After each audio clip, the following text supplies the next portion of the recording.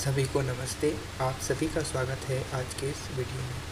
आज हम BEd part 2 examination 2024 के लिए पॉलिटिकल साइंस के फर्स्ट पेपर, जिसका नाम विश्व के संविधानों का तुलनात्मक अध्ययन अर्थात comparative study of world constitution है, के इम्पॉर्टेंट क्वेश्चन पर चर्चा करेंगे। जिन इम्पोर्टेंट क्वेश्चन की पीडीएफ मैंने ग्रुप में सेंड की थी, उन सभी प्रश्नों का हल इस वीडियो में किया जाएगा। यदि आप इन प्रश्नों के उत्तर देखना चाहते हैं तो आप स्क्रीनशॉट भी ले सकते हैं, और अगर आपको प्रिंटेबल फॉर्मेट में पीडीएफ चाहिए तो वह भी उपलब्ध हो जाएगी, जिसका मूल्य मात्र 20 रुपये है। जिसको भी चाहिए वह मेरे व्हाट्सएप नंबर पर मुझसे संपर्क कर सकता है। इस पीडीएफ में आपको प्रश्न और उत्तर एक साथ एक जगह पर उपलब्ध हो जाएंगे, जिससे आपको पढ़ने में सुविधा होगी और आप इसका प्रिंट भी निकलवा सकते हैं। चलिए अब ज़्यादा समय ना लेते हुए अपनी आज की इस वीडियो को शुरू करते हैं। अगर आपको वीडियो पसंद आए तो वीडियो को ज़रूर से लाइक करें, चैनल को सब्सक्राइब करें और अपने सभी मित्रों के साथ इस वीडियो को शेयर करें। जब ज़्यादा से ज़्यादा शेयर किया जाएगा, लाइक किया जाएगा और सब्सक्राइब होगा तो मैं इसका अगला पार्ट भी लाऊंगा, जो कि लघुत्रात्मक प्रश्नों का होगा। तो इसलिए इस वीडियो में ज़्यादा से ज़्यादा लाइक और सब्सक्राइब करिए। आज का पहला प्रश्न है, तुलनात्मक राजनीति की प्रकृति की विवेचना कीजिए। अर्थात यहाँ पर तुलनात्मक राजनीति की प्रकृति के बारे में प्रश्न पूछा गया है। उत्तर हो जाएगा कि तुलनात्मक राजनीति की प्रकृति संबंधी विचारों को दो भागों में विभाजित किया जा सकता है। पहला, कि तुलनात्मक राजनीति एक लंबवत तुलना है। इस विचार के समर्थकों का मत है कि तुलनात्मक राजनीति एक ही देश में स्थित विभिन्न स्तरों पर स्थापित सरकारों, राजनीतिक संस्थाओं व उनको प्रभावित करने वाले राजनीतिक व्यवहारों का तुलनात्मक विश्लेषण व अध्ययन है। तुलनात्मक राजनीति एक क्षैतिज तुलना है। इसकी दो संभावनाएं हो सकती हैं। पहली तो यह कि यह तुलना एक ही देश के विभिन्न कालों में विद्यमान राष्ट्रीय सरकारों की आपस में हो सकती है, और दूसरी यह है कि उन राष्ट्रीय सरकारों में जो आज विश्व में विद्यमान हैं आपस में तुलना हो सकती है। दूसरा प्रश्न है, तुलनात्मक पद्धति की दो विशेषताएं लिखिए। यहाँ पर आपको तुलनात्मक पद्धति जो है, कंपैरेटिव मेथड है, उसकी विशेषताएं लिखनी है। पहली विशेषता है तुलनात्मक पद्धति तुलनात्मक विश्लेषण की विधि है। दूसरा, यह परिवर्तियों के बीच आनुभाविक संबंध सूत्रता की खोज करने की विधि है। ये जितने भी प्रश्न मैं आपको बता रहा हूँ वो बेहद इम्पोर्टेंट है और आने लायक प्रश्न है। तीसरा प्रश्न है, संयुक्त राज्य अमेरिका में गणतंत्रवाद को समझाइए। तो अमेरिका के संविधान के अनुच्छेद 4 के भाग 4 में यह प्रावधान किया गया है कि संघीय एवं प्रांतीय दोनों स्तरों पर गणतंत्र यानी रिपब्लिक की स्थापना होगी। संघीय स्तर पर राष्ट्रपति तथा राज्यों में गवर्नर का चयन जनता करती है। अतः अमेरिका में गणतंत्रात्मक व्यवस्था है।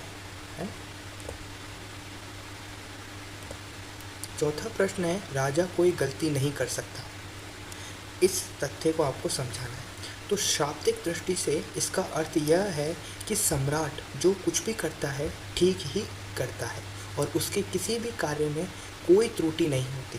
किंतु सम्राट के संबंध में प्रचलित इस कहावत का संवैधानिक महत्व भी है, जिसे निम्न रूपों में समझा जा सकता है। सम्राट स्वयं विवेक से नहीं वरन कैबिनेट के परामर्श से कार्य करता है। अतः उसके कार्यों के लिए कैबिनेट ही उत्तरदायी है, क्योंकि राजा कोई भी कार्य स्वयं विवेक के आधार पर नहीं करता, यानी खुद के विवेक के आधार पर नहीं करता। तो इस कारण उसमें कोई त्रुटि होने की आशंका नहीं होती। अवैधानिक कार्य के लिए किसी को सम्राट के नाम पर उन्मुक्ति नहीं मिल सकती है।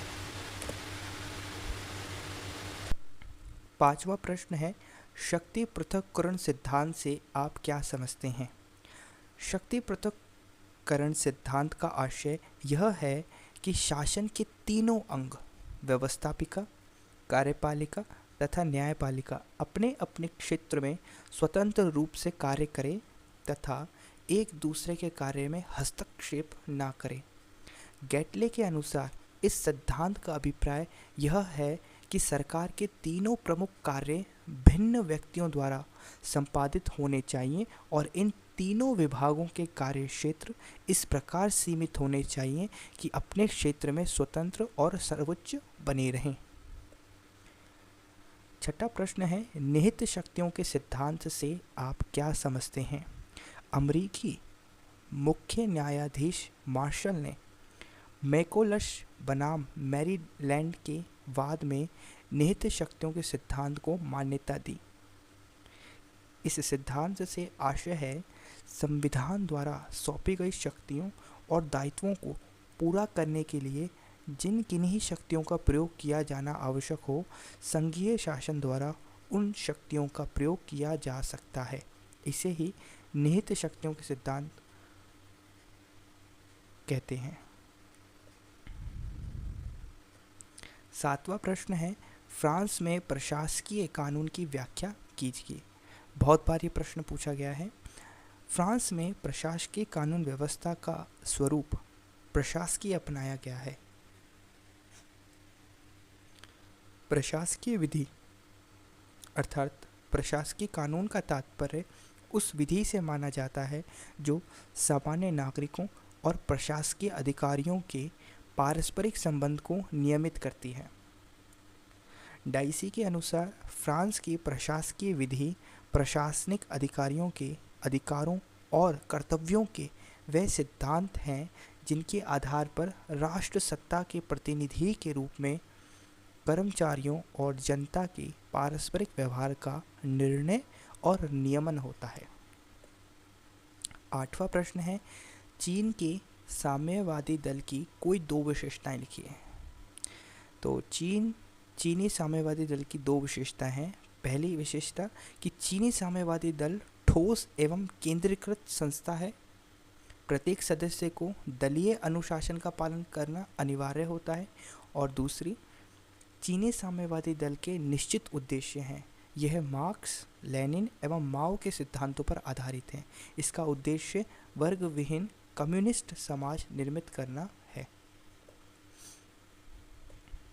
नवा प्रश्न है, स्विट्जरलैंड में जनमत संग्रह को समझाइए। स्विट्जरलैंड में प्रत्यक्ष प्रजातंत्र के उपकरण की दूसरी विधि जनमत संग्रह है, जिसके द्वारा स्विस नागरिक अपने प्रत्यक्ष लोकतंत्र के अधिकार का प्रयोग करते हैं। इसके माध्यम से लोग प्रत्यक्ष रूप से देश के संवैधानिक एवं अन्य साधारण प्रकार के कानूनों पर अपना मत प्रकट करके शासन कार्य में भाग लेते हैं। इसी को स्विट्जरलैंड का जनमत संग्रह कहते हैं। 10वां प्रश्न है, फ्रांसीसी दलीय व्यवस्था की कोई दो विशेषताएं लिखिए। पहली विशेषता यह है कि फ्रांस में बहुदलीय व्यवस्था पाई जाती है, यानी बहुत सारे दल आपस में प्रतिद्वंद के रूप में भाग लेते हैं। और दूसरा कि फ्रांसीसी राजनीतिक दल संगठन में कमज़ोर है, अनुशासन में प्रभावहीन है और उनके पास निश्चित एवं व्यापक कार्यक्रमों का अभाव है। 11वां प्रश्न है, तुलनात्मक राजनीति क्या है? बेहद इम्पोर्टेंट प्रश्न है। आधुनिक परिप्रेक्ष्य में तुलनात्मक राजनीति से आशय राजनीतिक व्यवहार के संपूर्णता के तुलनात्मक अध्ययन अर्थात सरकारों व औपचारिक राजनीतिक संस्थाओं, राजनीतिक प्रक्रियाओं और राजनीतिक व्यवहार के तुलनात्मक अध्ययन से है। तुलनात्मक राजनीति के दो प्रमुख विकास चिन्ह बतलाइए। तो मतलब तुलनात्मक राजनीति की शुरुआत कहाँ से हुई, इसका विकास कहाँ से प्रारंभ हुआ, ऐसे दो स्टैम्प आपसे पूछे हैं। तो सबसे पहला मैकियावेली का पुनर्जागरण काल। इस काल में मैकियावेली ने राजनीति संबंधी सभी निष्कर्ष तुलनात्मक अध्ययन से निकालकर तुलनात्मक राजनीति में बृहद योगदान दिया। और दूसरा इतिहासवाद का काल। इस काल में तुलनात्मक राजनीति में प्रचलित बहुत सारे प्रत्यय, समस्याएं व सिद्धांत अपना लिए गए हैं। 13वां प्रश्न है, अमेरिकी सामाजिक व्यवस्था की दो विशेषताएं बताइए। अमेरिका में जो सामाजिक व्यवस्था है उसकी दो विशेषताएं आपको बतानी है। पहली, अमेरिकी सामाजिक व्यवस्था में धर्मनिरपेक्षवाद को अपनाया गया है। धर्मनिरपेक्षवाद का मतलब यह होता है कि धर्म और राजनीति को अलग अलग रखा जाए, धर्म में राजनीति ना आए और राजनीति में धर्म ना आए। दूसरा, अमेरिकी सामाजिक व्यवस्था में शिक्षा का विशेष महत्व है, क्योंकि अमेरिकी लोग शिक्षा को एकीकरण का गुण मानते हैं। 14वां प्रश्न है, स्विट्जरलैंड के संविधान की दो विशेषताएं। तो सबसे पहले विशेषता यह है कि स्विट्जरलैंड का संविधान भारत, फ्रांस, अमेरिका आदि देशों के संविधानों की भांति एक निर्मित और लिखित संविधान है, जिसमें 195 धाराएं तथा 4 अंग अध्याय हैं। दूसरा, स्विस संविधान एक कठोर संविधान है, अर्थात उसमें संशोधन करने के लिए एक सामान्य कानून के निर्माण की प्रक्रिया से भिन्न एक विशेष प्रक्रिया को अपनाना होता है। 15वां प्रश्न है, अमेरिकी संविधान में संशोधन के 2 चरण। मतलब यदि आपको अमेरिकी संविधान में संशोधन करना है तो आप किन चरणों का उपयोग करेंगे? तो सबसे पहला चरण है कि संशोधन की प्रस्तावना, इनिशिएशन ऑफ द अमेंडमेंट, और संशोधन का अनुसमर्थन या इसकी पुष्टि, रेटिफिकेशन ऑफ द अमेंडमेंट। 16वां प्रश्न है, राष्ट्रीय जनवादी कांग्रेस की संरचना। मतलब चीन की जो सबसे बड़ा दल है राष्ट्रीय जनवादी कांग्रेस, उसकी संरचना को आपको समझाना है। तो चीन में एक सदनात्मक विधानमंडल है। संविधान के अनुच्छेद 59 के अनुसार राष्ट्रीय जनवादी कांग्रेस में पहला, प्रांतों के निर्वाचित प्रतिनिधि, दूसरा, स्वशासित क्षेत्रों के प्रतिनिधि, तीसरा, केंद्र के सीधे अधिकार में आने वाली नगरपालिकाओं के प्रतिनिधि, चौथा, सशस्त्र सेनाओं के प्रतिनिधि होते हैं। पांचवा, मार्च 2006 में अनुच्छेद 59 में संशोधन का विशेष प्रशासकीय क्षेत्रों के प्रतिनिधियों को भी स्थान दिया गया है। राष्ट्रीय जन कांग्रेस के प्रतिनिधियों का निर्वाचन वयस्क मताधिकार के आधार पर होता है।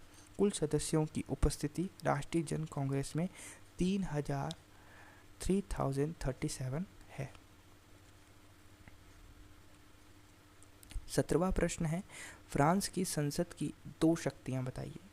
तो विधि निर्माण संबंधी शक्ति, संविधान की धारा 3 के अनुसार राष्ट्रीय संप्रभुता जनता में निवास करती है, जो इसका प्रयोग अपने प्रतिनिधियों तथा संदर्भ में जनमत संग्रह के द्वारा करती है।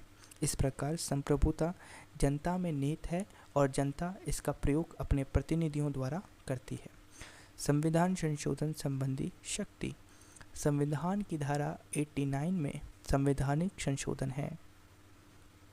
जिन 2 पद्धतियों का वर्णन किया है, इन दोनों के अनुसार ही संसद की संवैधानिक संशोधन में महत्वपूर्ण भूमिका है। अर्थात संविधान की धारा 89 में संविधान संशोधन के विषय में 2 प्रक्रियाएं मौजूद हैं। उन दोनों प्रक्रियाओं का उपयोग कर हम फ्रांस के संविधान में संशोधन कर सकते हैं। 18वां प्रश्न है, लॉर्ड सभा की रचना। मतलब लॉर्ड सभा में कितने सदस्य हैं और क्या है ये? तो लॉर्ड सभा ब्रिटिश संसद का उच्च सदन है। यह आपको याद रखना है, अभी याद कर लीजिए कि लॉर्ड सभा ब्रिटिश संसद का उच्च सदन है, जो कुलीन वर्ग का प्रतिनिधित्व करती है। वर्तमान समय यानी मार्च 2010 को लॉर्ड सभा की कुल सदस्य संख्या लगभग 743 है। इसमें वंश परंपरागत पीयर, आजीवन पीयर, आध्यात्मिक लॉर्ड आदि होते हैं। लॉर्ड सभा के सदस्यों को न पड़ा कुछ विशेष, यहाँ पर आप देखिए कि लॉर्ड सभा के सदस्यों को विशेषाधिकार प्राप्त हैं, जैसे वे सम्राट के पास व्यक्तिगत रूप से जाकर सार्वजनिक विषयों पर बातचीत करते हैं। लॉर्ड चांसलर लॉर्ड सभा का सभापतित्व करता है। लॉर्ड सभा की गणपूर्ति 3 सदस्यों से हो जाती है। 19वां प्रश्न है, ब्रिटिश राजा एक स्वर्णिम शून्य है। ब्रिटेन में राजा या सम्राट सिद्धांततः सर्वशक्तिमान है, लेकिन व्यवहार में समस्त शक्तियों का प्रयोग प्रधानमंत्री एवं मंत्रिमंडल करता है। जैसे राजा अपने सभी कार्य मंत्रियों के परामर्श से करता है। दूसरा, राजा लोक सदन के बहुमत वाले दल के नेता को प्रधानमंत्री नियुक्त करता है और उसके द्वारा निर्मित मंत्रिमंडल को अपने मंत्रिमंडल के रूप में स्वीकार करता है। तीसरा, राजा मंत्रिमंडल की बैठकों में सम्मिलित नहीं होता। चौथा, संसद को भंग करने के अधिकार का प्रयोग राजा केवल अपने प्रधानमंत्री के परामर्श से करता है। इस प्रकार कहा जा सकता है कि ब्रिटिश राजा एक स्वर्णिम शून्य है।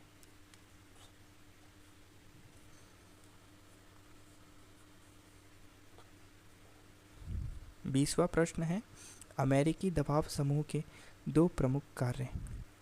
पहला प्रमुख कार्य, अमेरिका में दबाव समूह राजनीतिक दलों के राष्ट्रीय सम्मेलन में भाग लेकर चुनावों में सक्रिय रूप से अपने समर्थकों को विजयी बनवाने में सहायता करते हैं। दूसरा, दबाव समूह चुनावों में उम्मीदवारों को धन देते हैं, उनके चुनाव अभियानों में प्रचार करते हैं, समाचार पत्रों में अपने दावों अथवा मांगों को छपवा देते हैं। 21वां प्रश्न है, तुलनात्मक राजनीति की प्रकृति की विवेचना कीजिए। तो ये प्रश्न हमने शुरुआत में कर लिया था, दूसरी बार आया है। इसका अर्थ है यह बेहद इम्पोर्टेंट है। उत्पत्ति के आधार पर संविधान के प्रकार बताइए। तो उत्पत्ति के आधार पर विकसित और निर्मित संविधान होते हैं। राजमुकुट क्या है?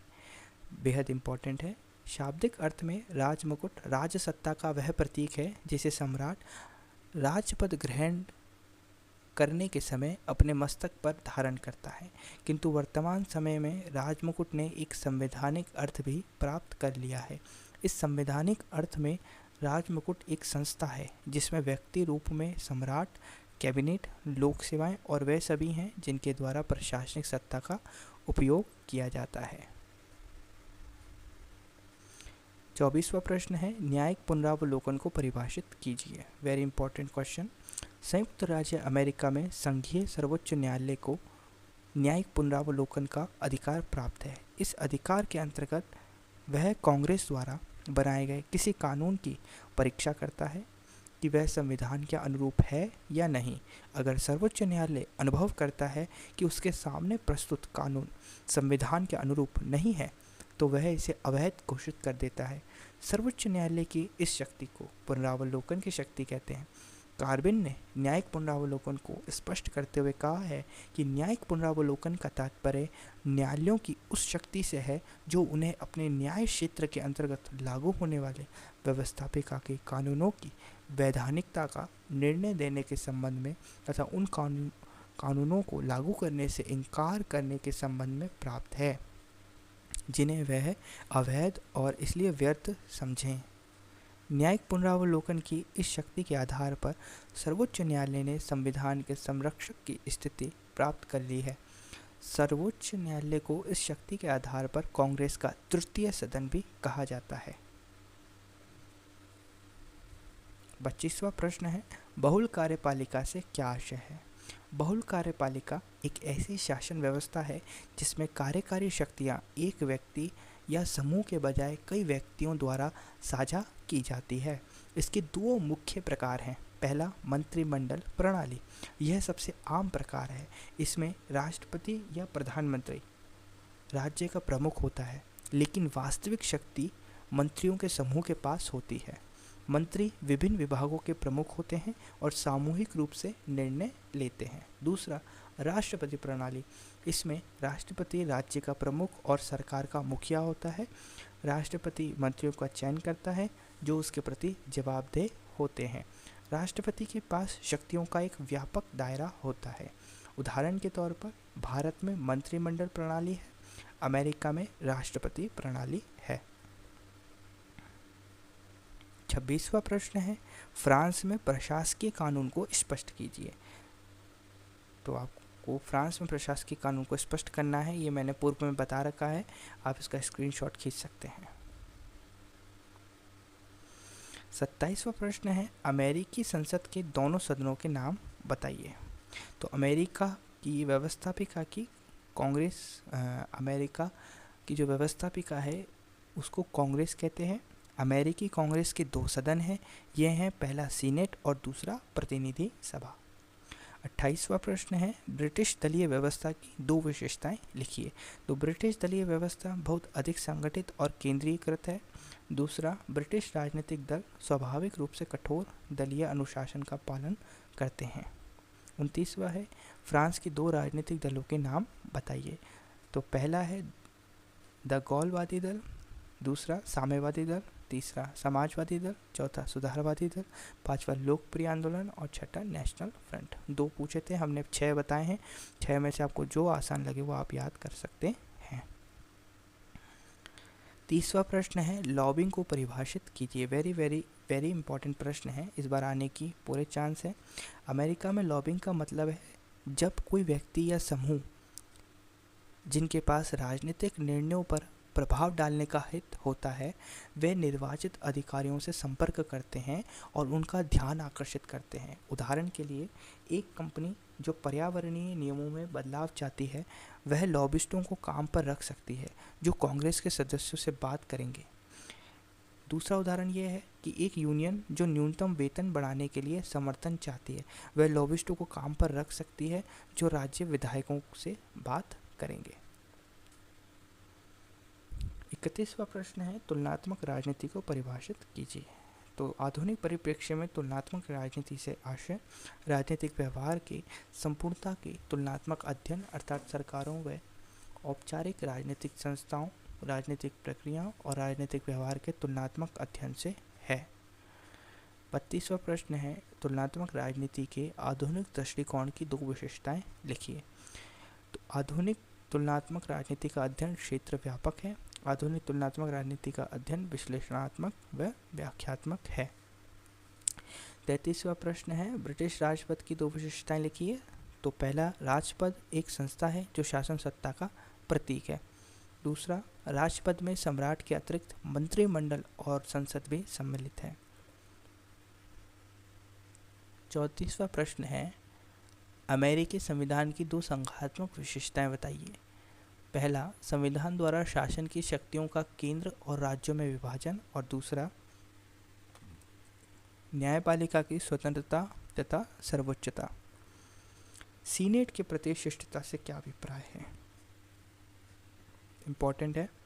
अमेरिका में राष्ट्रपति द्वारा सभी पदों पर की जाने वाली महत्वपूर्ण नियुक्तियों से संबंधित एक प्रभावशाली तथा सीनेट की शिष्टता है। इन नियुक्तियों पर सीनेट का अनुसमर्थन जरूरी होता है। अगर किन्हीं कारणों से सीनेट सहमति प्रदान नहीं कर पाती है तो नियुक्तियां रद्द समझी जाती हैं। ऐसी कठिनाई को समाप्त करने के लिए सीनेटोरियल शिष्टता नामक प्रथा का विकास किया गया है। इस प्रथा के अनुसार राष्ट्रपति किसी राज्य में कोई नियुक्ति करने से पहले उस राज्य के सीनेटर से सहमति ले लेता है। इस प्रकार भेजी गई नियुक्ति को सीनेट स्वीकार कर लेती है। सीनेट की शिष्टता कहलाता है। 36वां प्रश्न है लॉबिंग से क्या अभिप्राय है। ये प्रश्न दूसरी बार आ रहा है इसलिए बेहद इम्पोर्टेंट है। 37वां प्रश्न है प्रत्यक्ष प्रजातंत्र से क्या अभिप्राय है। प्रत्यक्ष प्रजातंत्र का तात्पर्य जनता द्वारा प्रत्यक्ष रूप से शासन सत्ता में भागीदारी से लगाया जाता है। अतः जब राज्य व्यवस्था की नीतियों का निर्माण एवं उसके संचालन के सिद्धांत समस्त नागरिकों की सामूहिक बैठकों अथवा सम्मेलनों में निश्चित हों तथा कार्य के लिए प्रतिनिधियों को माध्यम न बनाया जाए तो वह प्रत्यक्ष प्रजातंत्र कहलाता है। 38वां प्रश्न है चीन में राष्ट्रपति को चुनने का अधिकार किसे प्रदान किया गया है। तो 1982 के चीनी संविधान द्वारा राष्ट्रीय जन कांग्रेस को राष्ट्रपति को चुनने का अधिकार प्रदान किया गया है। नए संविधान के अनुच्छेद 79 में प्रावधान किया गया है कि जनवादी चीन की राष्ट्रपति का चुनाव राष्ट्रीय कांग्रेस के द्वारा किया जाएगा। चीन में प्रोक्यूरेटोरेट का पद क्या है। चीन में प्रोक्यूरेटोरेट का पद वहाँ के न्याय व्यवस्था का हिस्सा है। कानून के विरुद्ध आचरण करने वाले लोगों, अधिकारियों आदि पर मुकदमा चलाने वाले अधिकारी का पद है जिसका कार्यकाल 5 वर्ष रखा गया है। नए संविधान के अनुच्छेद 130 के अनुसार सर्वोच्च जन प्रोक्यूरेटोरेट के पद की व्याख्या की गई है। आज की वीडियो का अंतिम प्रश्न है फ्रांस की संसद के 2 महत्वपूर्ण कार्य बताइए। तो एक तो विधि निर्माण संबंधी शक्ति होती है और संविधान संशोधन संबंधी शक्ति होती है। ये दूसरी बार रिपीट हो रहा है प्रश्न, यानी ये इम्पॉर्टेंट है। आज की इस वीडियो में इतना ही। अगर वीडियो पसंद आया हो तो वीडियो को लाइक करें, चैनल को सब्सक्राइब करें। इस वीडियो पर जितने लाइक होंगे, सब्सक्राइब होंगे, उसको मद्देनज़र रखते ही मैं पार्ट 2 इसका अपलोड करूँगा। आज के लिए इतना ही। धन्यवाद।